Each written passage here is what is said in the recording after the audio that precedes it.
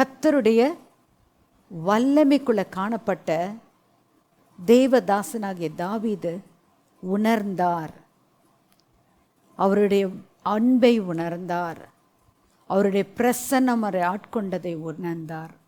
அந்த உணர்ந்தது நிமித்தமாக தாவீது ராஜா சொல்றாரு, உம்முடைய கிருபையின் மேல் நான் சார்ந்திருக்கேன். பகைவன் எழும்புறான், அவன் என்னை மேற்கொள்கிற மாதிரி தான் வந்திருக்கு.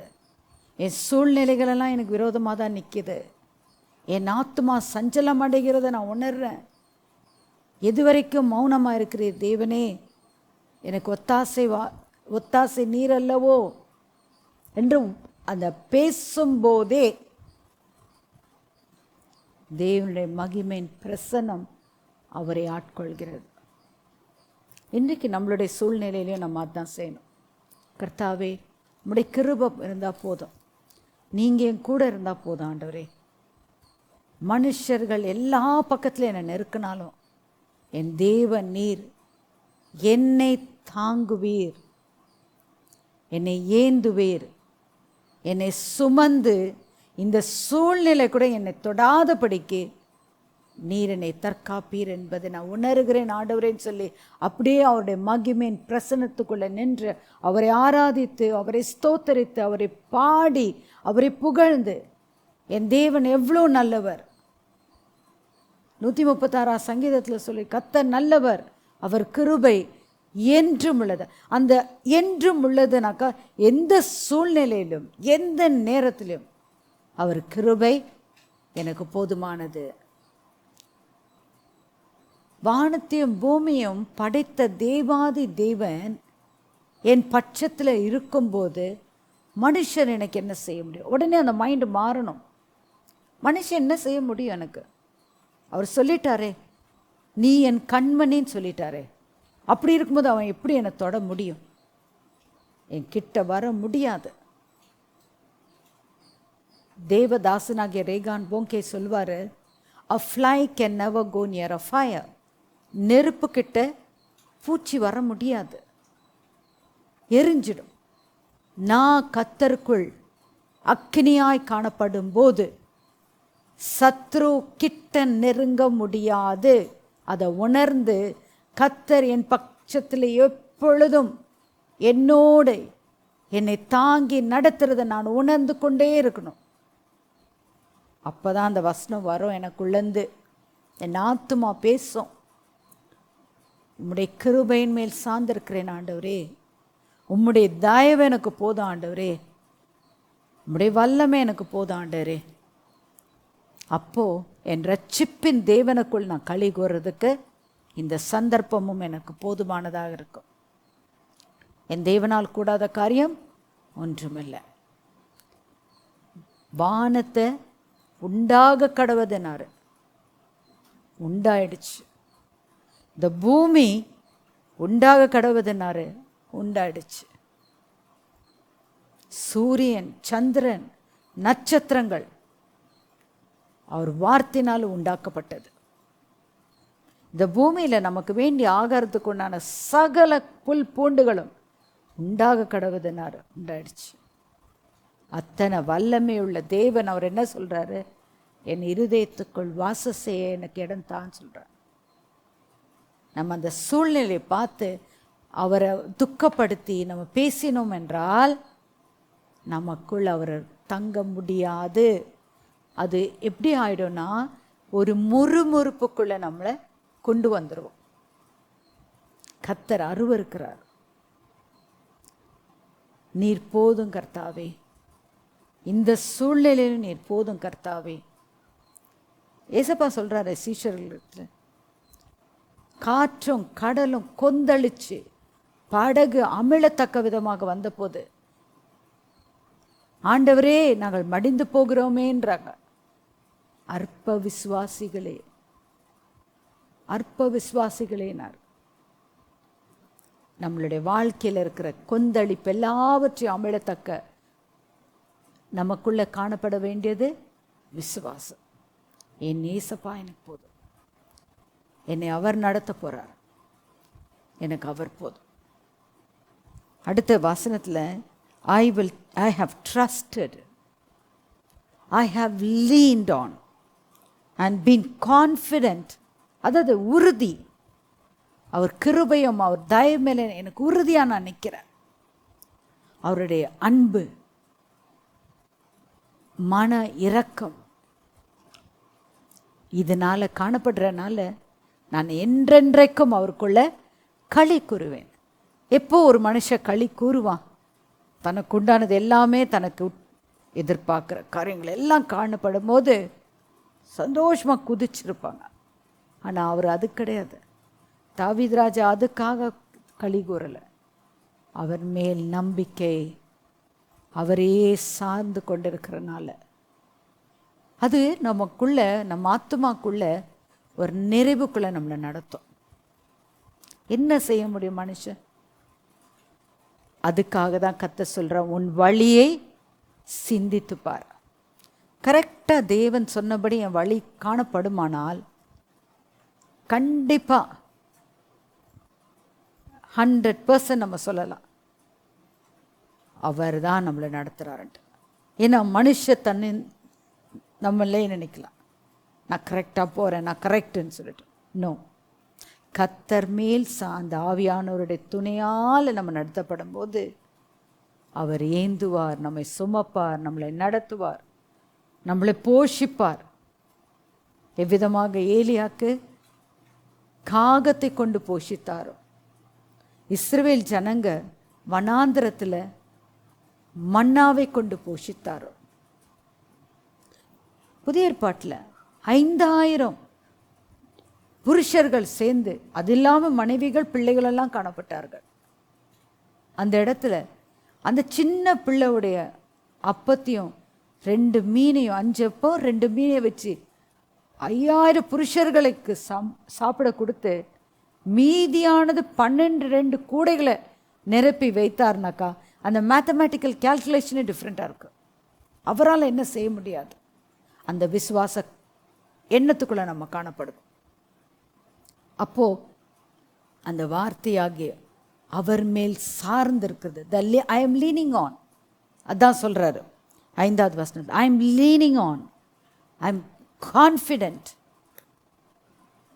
Because of his loving kindness, his mercy.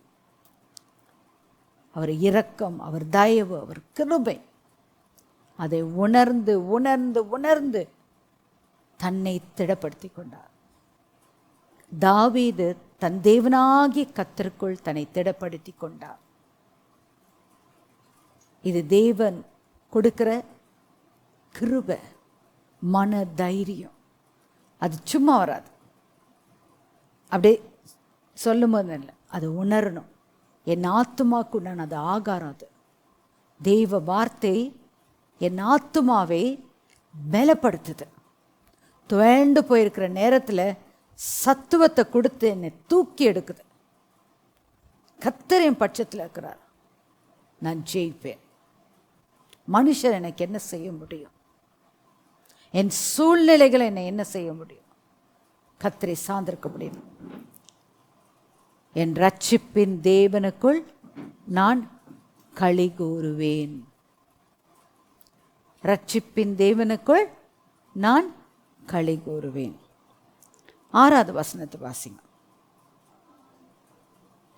கர்த்தர் எனக்கு நன்மை செய்தபடியால் அவரை பாடுவேன். அதாவது பவுண்டிஃபுல்லி ஐ வில் சிங்ன்றார் இங்கிலீஷ் ஆம்பிளிஃபைடில். பவுண்டிஃபுல்னா வழிந்தோடி வழிந்தோடி அந்த அனுபவம்.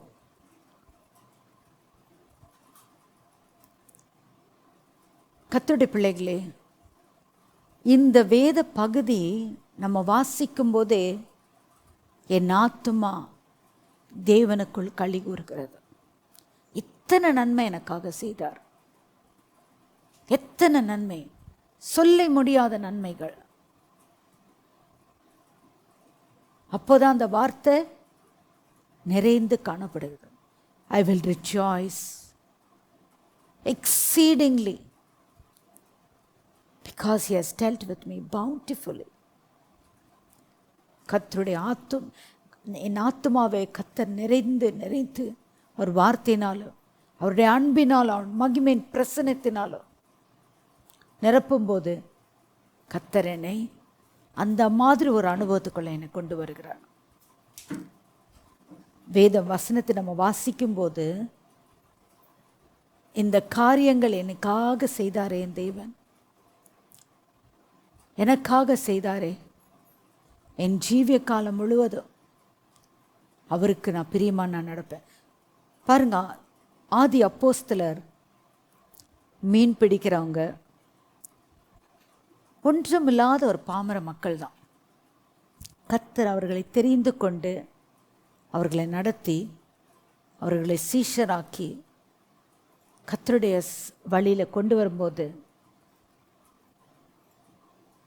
அவங்க ஏசப்பா இறந்த பிறகு தேவ ஆவியானுடைய அபிஷேகம் நிரம்பி அவர்களை பலப்படுத்தின பின்பு உலகத்தை கலக்கிறவர்களாக மாற்றப்பட்டார்கள். அது தேவன் கொடுத்த வல்லமை. அதுக்கு பிறகு அவங்களுடைய முடிவில் யாருமே தேவனை விட்டு பின்வாங்கலை.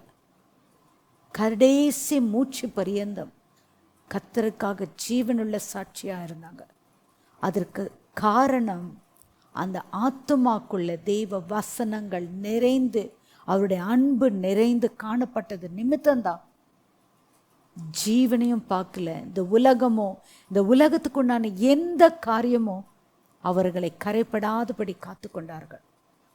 அப்போதான் பேதுருவும் யோவான் சொல்கிறாங்க, என்னிடத்துல வெள்ளியும் கிடையாது, பொண்ணு இல்லை, ஆனால் என்னிடத்துல உண்டு ஒன்று, இயேசுவின் நாமம். அந்த நாமத்தை கொண்டு நான் உனக்கு சொல்லுகிறேன், நீ ஏந்திரிச்சு நடன்றாரு. அந்த பிறவி முடவன் எழுந்து குதித்து ஓடினான் தேவாலயத்துக்குள். இன்னைக்கு நம்ம ஆத்மா அப்படி இருக்கா? அந்த பலனுக்குள்ள நம்ம காணப்படணும், தெய்வ வார்த்தைக்குள்ள நம்ம காணப்படணும், அவருடைய சத்துவத்துக்குள்ள நம்ம வளரணும். அப்போ நாம் இந்த பூமியை கலக்கிறவர்களாக நம்ம மாறும். கர்த்தருடைய பரிசுத்த நாமத்துக்கு மகிமை உண்டாவதாக. இன்றைக்கும் கர்த்தர் நம்மோடு இடைப்பட்ட இந்த வேத பகுதிக்காக கர்த்தருக்கு நன்றி செலுத்துகிறேன். இந்த வார்த்தை உங்க ஒவ்வொருத்தருடைய உள்ளத்தையும் தைக்கப்படணும். அதுதான் பாயிண்ட். சும்மா ஏனோதானு பார்க்கக்கூடாது, கேட்கக்கூடாது. தேவ வல்லமை எனக்குள்ள காணப்படணும். நான் இந்த பூமியில் இருக்கிற வரைக்கும் தேவனுக்காக ஏதாவது நான் செய்யணும். நியாயத்தின் நாளில் நான் நிற்கும்போது கர்த்தர் என்னை அங்கீகரிக்கணும். உண்மையை உத்தமான ஊழியக்காரனேன்னு சொல்லி அவருடைய விருந்துக்கு என்னை அழைக்கணும். அந்த பாக்கியத்துக்குள்ளே நான் காணப்படும். இந்த உணர்வோடு தெய்வ வசனத்தை வாசித்து தியானித்து அதன்படி ஜீவிக்க கர்த்தருக்குள்ள நீங்கள் பலன் அடையணும். ஏனென்றால் ஆரம்பிக்கும் போது எல்லாரும் ஃபாஸ்ட்டாக ஆரம்பிப்பாங்க. பைபிள் படிக்கிறது என்ன, ஜெபம் பண்ணுறது என்ன, அப்படி ஒரு ஸ்பீடில் வருவாங்க. கடைசியில் இந்த உலகமும் இந்த உலகத்தின் காரியமும் அவங்கள பின்வாங்கி கர்த்தருடைய அன்பை விட்டு விலக்கி போயிடும். அந்த நிலைமைக்கு ஒருவரும் வரக்கூடாது. பலத்தின் மேல் பலன், கிருபையின் மேல் கிருபை, தயவின் மேல் தயவு, இரக்கத்தின் மேல் இரக்கத்தை பெற்று தேவனுக்கென்று சாட்சியாய் வாழ்வோமாக. ஆமேன். தலைவணங்கி ஜெபிப்போம்.